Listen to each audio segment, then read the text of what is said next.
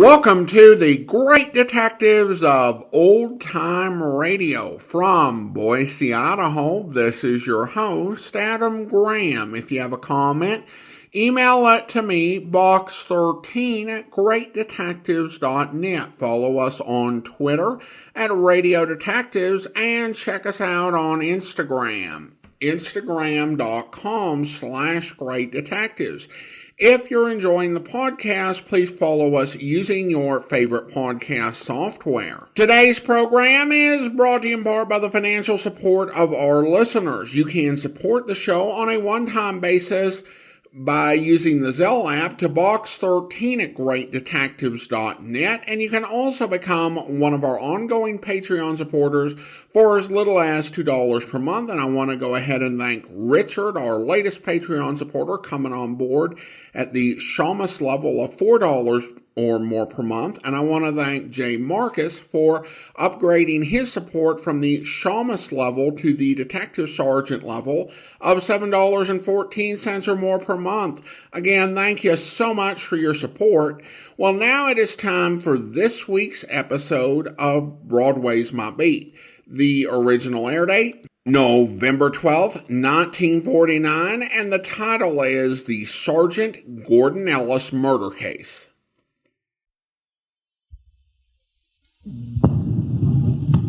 Broadway's My Beat. From Times Square to Columbus Circle, the gaudiest, the most violent, the lonesomest mile in the world.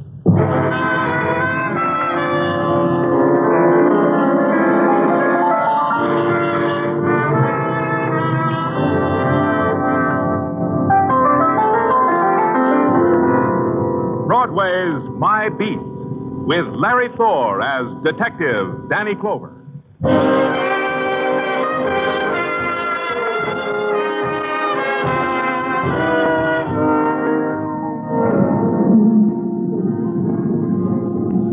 Broadway. It's a journey to the end of all the streets in the world. You turn a corner and you're there. You walk more slowly and lean your heart against it like you were in church until it explodes in your face. Then you move swiftly and you're one of the crowd window shopping for kicks and bargains and heartbreak. And you'll find it because it's Broadway, My Beat. The side streets are furious while they funnel off of Broadway. Then they trail down into limbo. Midway between the Fury and Limbo is a gray stone building. That's police headquarters. That's where I was standing, in front of it, watching the patches of night sky bleed into each other. That was my detail. I was waiting for someone.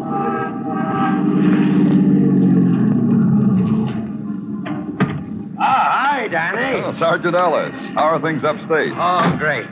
You know Officer Quinn, don't you? He drove Tommy and me down. Sure. How are you, Quinn? Fine, Lieutenant. Why don't you pull up in the parking area over there? We'll meet you in the squadron for coffee a little later. Sure thing.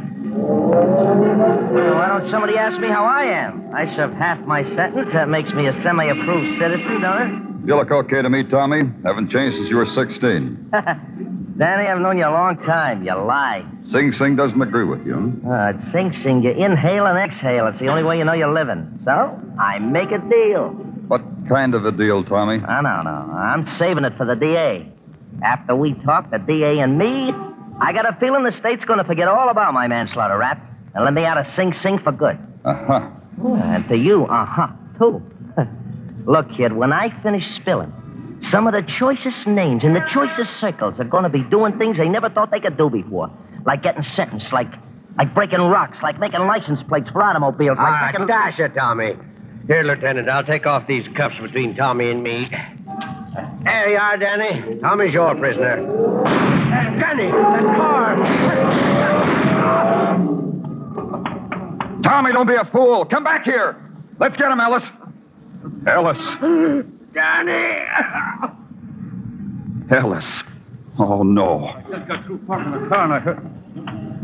What happened? Quinn, go upstairs and put Tommy Mannon's description on the wire. I want the whole city dragged for him, and I want him found. And I want him brought to me. Do that, Quinn. Sure, but how about... How about what? Sergeant Ellis? He's dead, isn't he, Danny? Dead.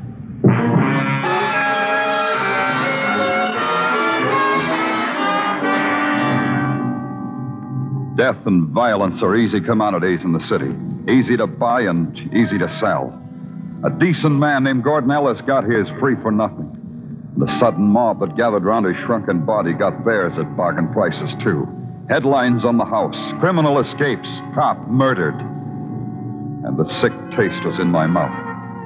I just stood while the headquarter boys did what needed to be done. Then I went back to my office and locked the door.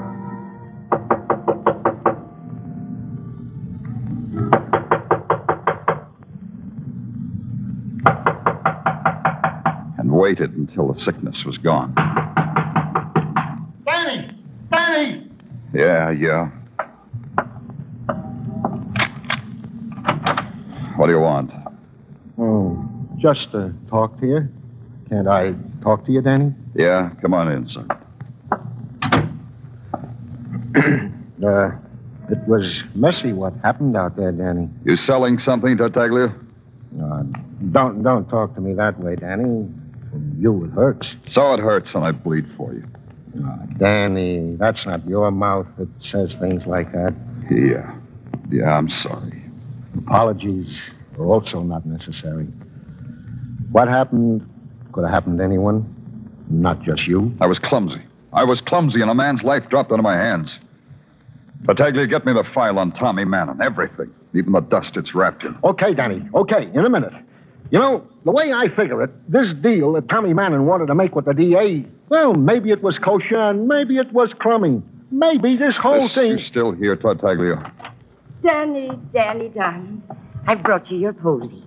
You can't face the world without a posy. Bend down so I can pin it on you. Janie, how many times I have to tell you it ain't dignified you should sell flowers in police headquarters and without a license? You're only a Sergeant Tartaglia. You'll address me as Madam. Oh, stop squirming, Danny. All right, Janie. Tell me, doll, are you still running competition with the post office? Keep your nose to the smelling of flowers, Danny. It's healthier. The boys from the Lamb, do they still send messages to their loved ones through old Janie, the subway Lily? Like Tommy Mannon, maybe? Danny, darling, I'd rather be called Lily than be planted with one. So I'm not saying one way or the other. Yeah. Pay the lady for the posy, Tartaglia. Outside of headquarters and across the rooftops and down in the roaring avenues, the city had already grown restless for the nighttime. It was a time of big noise and prowling and secret laughter. And somewhere inside of it, and part of it, Tommy Mannon, hoodlum. Tommy Mannon, hoodlum. And I was living this piece of my life just for him. So I was prowling, too. And there was a place to go, a white marble house that overlooked the East River. It was on the other side of a world. A precise pattern of house lights strung like tinsel against the dark. The precise butler who opened the door and tilted his finger at the precise angle toward the waiting room. The decor of opulence that makes its own particular breed. And the precise amount of time that went by before the greeting from mine host. Danny Clover. How nice. Won't you join us? We're in the library.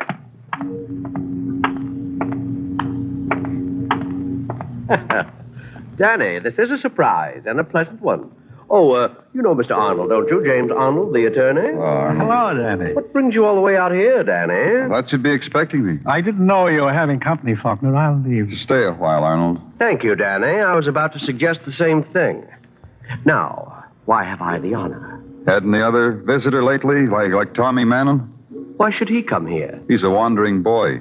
You might be keeping a light in the window for him. Tommy left my employ when he confessed to manslaughter. Really, Faulkner, maybe I'd better leave. You're comfortable, Arnold? The drinks are all right? The hors d'oeuvres? Fine, but... Then stay a while. Sit.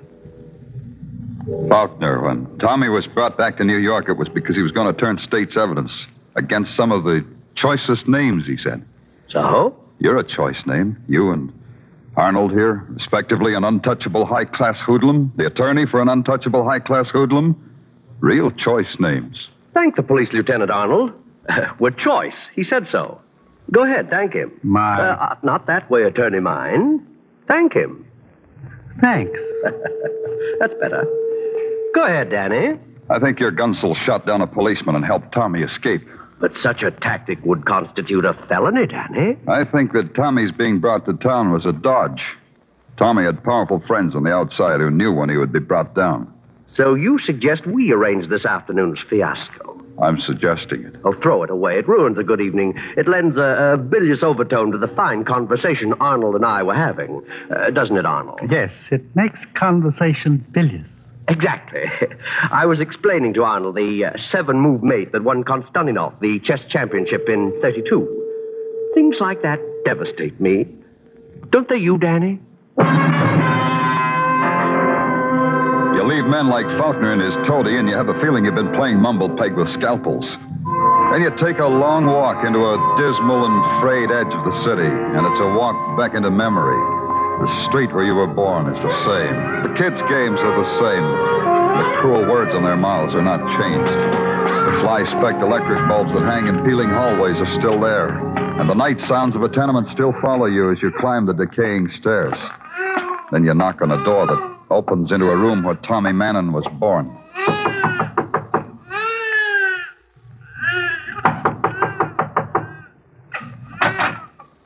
It's late. What do you want? Mrs. Mannon? I might be. You're peddling something, it's late, and you come to the wrong place. Wait, I just want to talk to you. Don't you remember me, Mrs. Mannon? I stopped remembering a long time ago. I'm Danny Clover. So you are. Face is cleaner than when I saw you last. How old were you, Danny? 10? It won't take long. Could we step inside? We can talk here. Inside would be better, Mrs. Mannon. All right. Go on in. Who is it, Mrs. Mannon? Who's your gentleman caller, Mrs. Mannon? Hello, Mr. Mannon.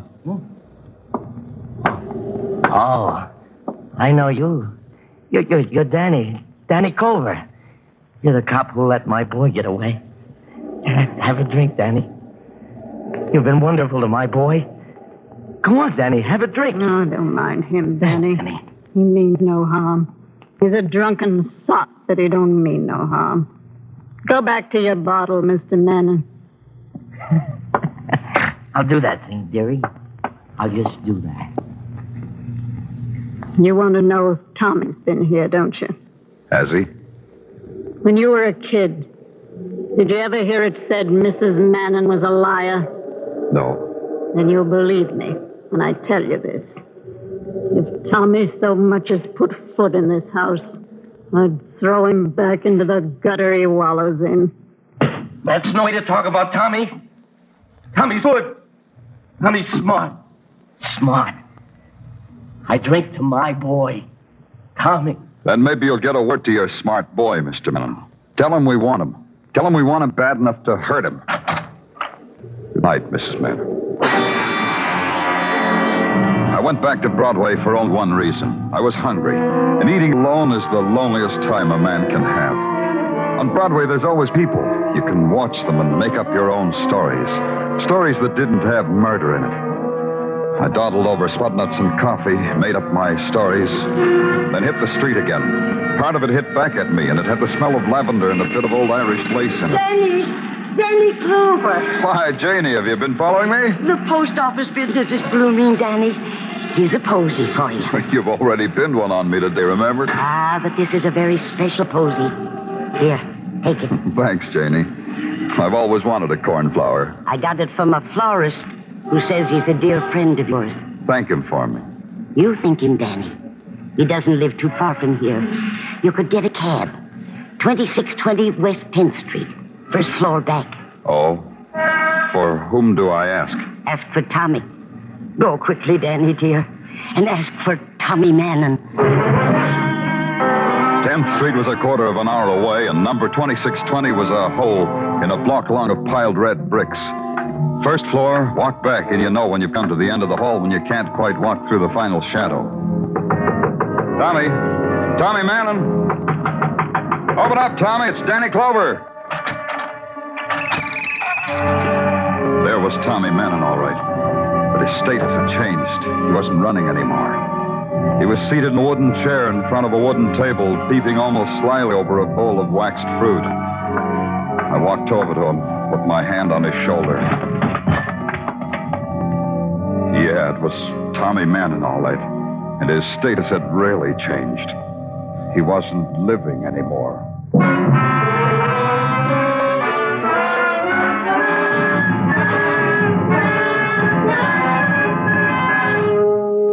You're listening to Broadway's My Beat, starring Larry Thor as Detective Danny Clover.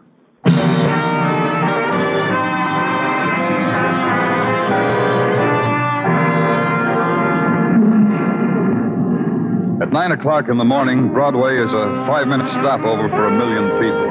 For these people, it's the 5 minutes that are important. It gives them time to adjust themselves to the world. It's assuring.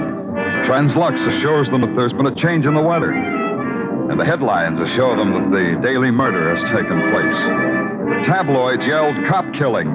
There was a piece in the item about me, continued on page 23. On page 23, it said that I was standing right there when Officer Ellis was killed. I didn't know who did it. In my office at headquarters, a police sergeant named Tartaglia had a word for it. Would you mind repeating that, Tartaglia? Huh? Never mind. You got the date I asked for? Oh, sure, Danny. Okay, brief it to me. Yeah, Danny, yeah. On June 17, 1944, Tommy Manning confessed to beating up and killing one John Westfall. Uh-huh. This was what is known as the aftermath of a drunken brawl. Manning was convicted of manslaughter. End of brief. Real brief, huh? Yeah, it ran about like that. And the other thing, Tartaglia, about the newspapers, you fix that? Oh, yeah, I fixed it, Danny. Like you said, not a word to the newspapers about finding Tommy Manning dead or alive. Especially dead. Okay. The coroner's report? Yeah, I briefed that, too. Like this. Tommy Manning was dead on arrival. Not a mark on his body. He wasn't poisoned. No heart failure. Mysterious, huh? Tartaglia. Okay. Tommy Manning was drowned. Drowned? So it says on the report. Manning was, and I quote, forcibly held with his head underwater until he was drowned, and I unquote. Yeah, they figure it was in that fruit bowl on the table. Water was still clean to the wax fruit. Twist, huh? Yeah, funny killer. You got that list of character witnesses at Manning's trial? Yeah. There was one. And the one was one Georgia Webb. Address, the Brighton Hotel for Women. Brighton Hotel for Women, huh? That's quite a showplace. Danny... This one I'll brief for myself.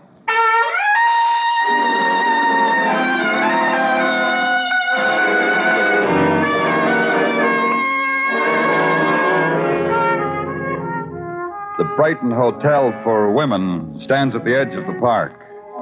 And from its blood-granite threshold, you can watch the old men playing at bowls on the green. And through its plate glass doors, you look in on a pink plush world. A world of plaster cupids and crystal chandeliers with electric candles and mirrors, the reflection of mirrors. The room clerk is a crone in taffeta and tobacco-stained fingers who points you to a satin-tufted elevator. And the 5th floor is a hallway lighted with rails of fluorescent lamps. Some doors stood open. Georgia Webb's was closed.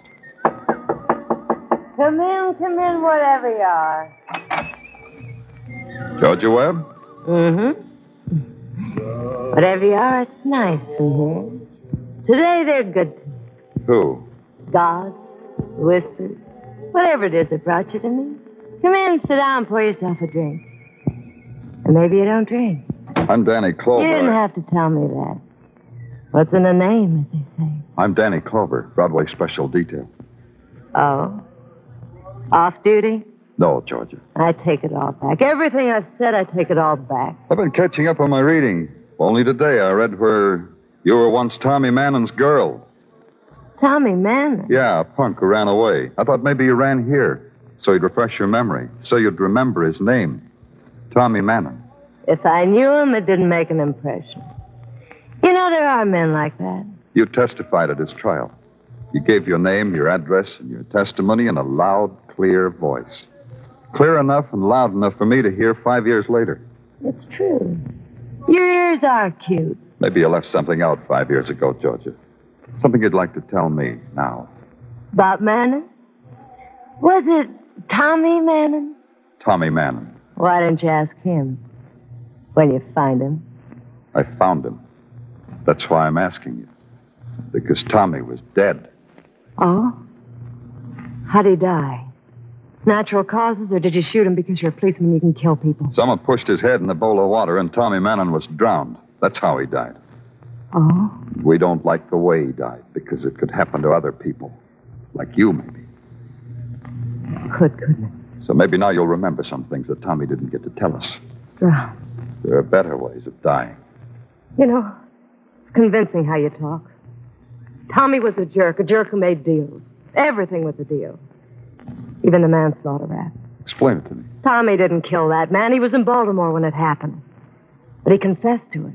For $20,000, he confessed to it. He gave 5 years of his life for $20,000. Tommy the deal maker. The poor crumb. Why doesn't somebody answer that phone? They will. Let's go over it again, Georgia. You're saying a man was killed, that it was all a frame. Who made the deal with Tommy? For you, dearie. All right. I'll be a minute, Danny. Okay. This is Georgia. Yeah. Wait a minute. All right. All right, yeah. You can go now, policeman. Your time's up. What? Get out. Everything I told you was a lie. All the talk I made, it was no good. That phone call have anything to do with it? Yes. You ask me, and I tell you yes. They told you not to talk anymore. Who told you that? A man who likes it when people are dead. Now you understand why I've got nothing to say to you. You understand nothing you can do or think of can make me talk to you. Yeah. That's how it is, Danny boy.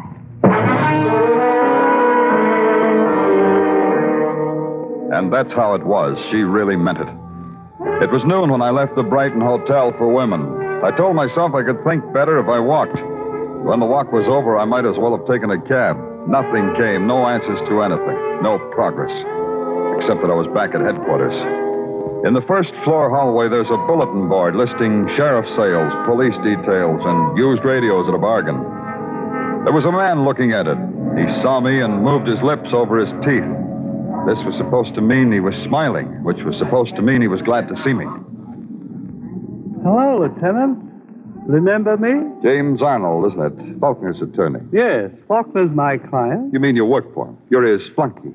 Mr. Clover, I work for many people.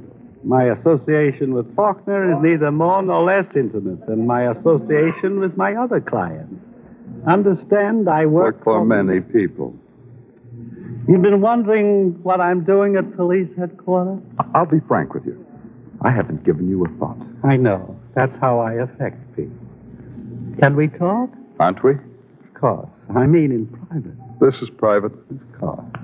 So talk. Of course. Good things could happen to you, Lieutenant. Every night, Mr. Arnold. Every night I say, let good things happen to me. Now you know a secret. Fine things, Lieutenant. Like silks and satins, like me? People are interested in you and want the best for you. People want that. What people? People. Nice people who want to see you get along. Mind if I interrupt? Of course, interrupt. It's about Tommy Mannon, isn't it? Of course. Now, go on. It isn't much. The nice people don't know what happened to Tommy. They don't want to know. They want this case closed as if Tommy were... Dead? Dead. They want this case closed. You can arrange it. Then nice things will happen to you. I'll try, Mr. Arnold. I really will. Splendid, Lieutenant. The nice people will be happy. You too. Goodbye, Mr. Clover. Yeah.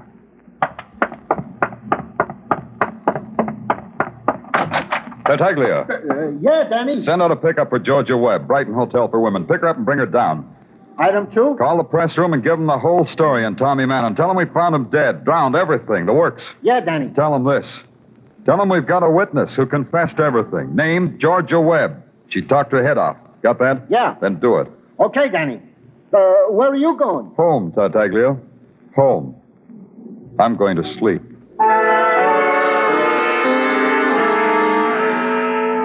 When I got home, the landlady had left 2 things for me. A bowl of matzo ball soup and a manila envelope. They both looked inviting, so I tried the envelope first. $5,000. The nice thing that Arnold had promised would happen and became so fast to such a nice round sum. What more could a man want out of life? $5,000 in a dish of matzo balls. I ate the soup, kissed the landlady, put the $5,000 in an envelope addressed to the DA, pulled a chair over to the window and sat there, watching the city burst into fragments of electric flame. I must have sat there a long time, because when I awoke, the night had a new shadow. The shadow of a man named Faulkner. I brought you the morning paper, Danny. They got your name all over it, splashed in red ink. Oh, I knew I'd make it someday. Thanks, Faulkner. Here's a nickel for your trouble. Red ink could be blood in the later editions, Danny. Oh, rotten place to sleep. In a chair. Like some coffee? You can think better if you have coffee. And light. They tell me you're a man of virtue, Clover. Gratitude's a virtue. So whoever told me lied. It hurts you whenever people lie to you? It hurts me when a man of virtue's ungrateful. You shouldn't have booked Georgia Webb. You shouldn't have made her talk. You shouldn't have taken my $5,000. I've been naughty, haven't I? I have one question for you, Detective Mine. One little question. Your gun gives me 3 chances. I'll guess in 1. You want to know what Georgia told me? Possibly. Possibly. It doesn't matter. But tell me anyway. You're bluffing, Faulkner. Your act is precious. Is that the word? But you're bluffing. You're scared to death. So? Tell me why. Explicitly. Because your life depends on Georgia. Only I've got her tucked away where you can't touch her. Explicit, huh? Put away the artillery, Faulkner. It would be deemed ungracious for guests. Come in. Hello, Danny. Oh, you already have a visitor. It's your counselor, Faulkner. Happy day.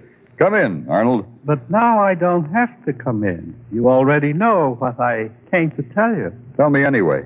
Only that Faulkner is your man. The man who killed the policeman. The man who killed Tommy Mannon. Are you insane, Arnold? Watch him, Danny. He's dangerous. Are you double-crossed? I told you he was dangerous, Danny. He would have killed us both. Yeah, you shot him good the first time, Arnold. Why did you waste another bullet? Come on, let's take a walk to headquarters. Is it necessary? Yeah, it's necessary. I want to straighten out the records. Please, no joke. Okay, no jokes. I'll be real sincere. Tommy Mannon took your rap, Arnold. You were the one who committed the manslaughter. Faulkner supplied a pigeon for you. Pigeon, one of his hoodlums, Tommy Mannon. May I smoke? Sure. Faulkner had to supply a pigeon because you knew all about Faulkner's operations. He was supposed to pay Tommy $20,000 for taking the rap. Faulkner's lying on the floor over there. He's dead. You'll need proof of all this. That's proof enough. You shot Faulkner in cold blood so that he'd never talk. To go on. When Tommy was transferred to New York, Faulkner went gunning for him so Tommy wouldn't talk. Only he missed and shot the wrong man. He killed a cop instead of Tommy. How does all this theorizing concern me? When you boys finally caught up to Tommy, you drowned him in a fruit bowl. Let's go, Arnold. I'm going to book you for the murder of Tommy Mannon. You forgot something, Danny. I've still got my gun. I hadn't forgotten. It was the chance I took. Arnold had already used 2 shots on Faulkner. I had to get him to throw away the other 4. All the while I'd been talking to him, I'd been edging toward the light switch. Now I flipped it. 1. I'll kill you, Clover. I had one advantage. I knew the apartment. Arnold didn't. The blackness, he could only fire at sound. I swept an ashtray off the table. 2. I picked up a book, heaved it at the window. 3. 1 more. I grabbed a chair and threw. I'll kill you. 4.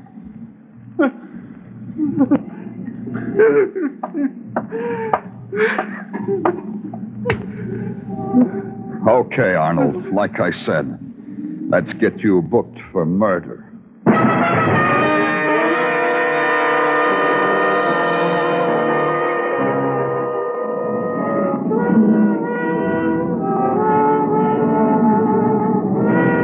Broadway. It stretches out in front of you, livid scars slashed into the night. It's a cruel and fantastic carousel, a palace of fun, a hall of mirrors. You pay your way, and you take your choice. Me, I get in on the pass. I'm the gaudiest, the most violent, the lonesomest mile in the world. Broadway, my beat.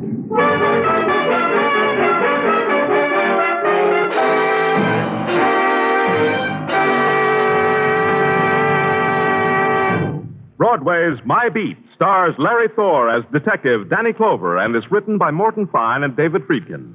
The musical score was conducted by Wilbur Hatch, and the program was produced and directed by Elliott Lewis. The cast tonight included Jane Morgan, Peggy Weber, Doris Singleton, Charles Calvert, Joe Kearns, Herb Butterfield, and Sidney Miller.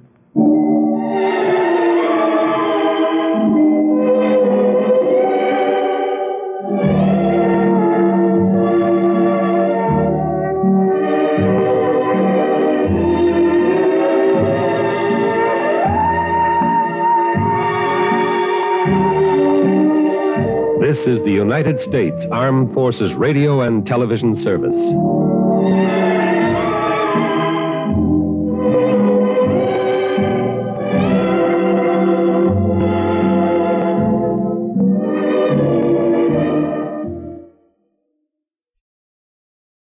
Welcome back. Well, this was a good one. It had a great opening that moved us right to the crime and the mystery, which gave a lot of time to investigate and to really have the emotional aspect of the case play out.